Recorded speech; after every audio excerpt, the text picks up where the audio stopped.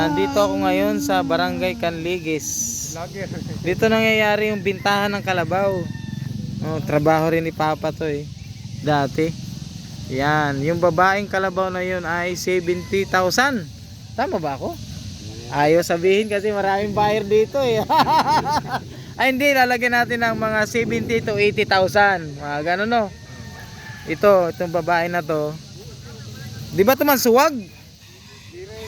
Dilaw yung ano ko, suot kong... Dalawa pa lang sinuwag yan.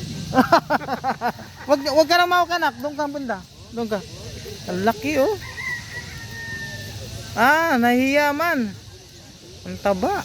Para sa 70 to 80,000. Amot presyo ito, mga 70 to 80? Ah, may bawas pa. Ang taba, buyag. Yung pinapakain daw. 70 to 80,000. 50-60 yan.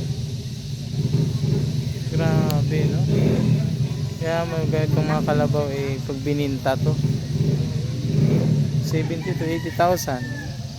Adi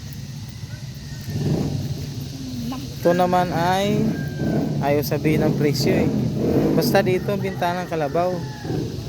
Taba aba. Anak ko. Aba, lumalapit. Nananagat yan pa? Nangagat, hindi nangagat anak. Mabait siya? Mabait. Gusto mawakan? Ha? Aso baka suwagin ka lalaki. Siguro i-range to ng mga ganon 70 to 80,000, may bawas pa. Anak, huwag maingay.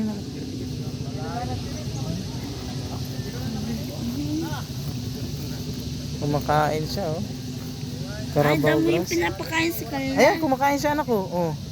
Oh. Mabait siya.